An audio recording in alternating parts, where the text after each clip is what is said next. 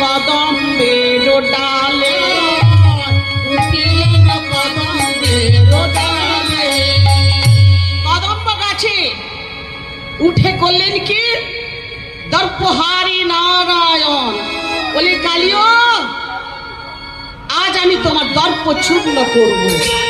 এই বলে কদম্ব বৃক্ষে উঠে গোবিন্দ করলেন, বলে ঝাঁপ দিলেন।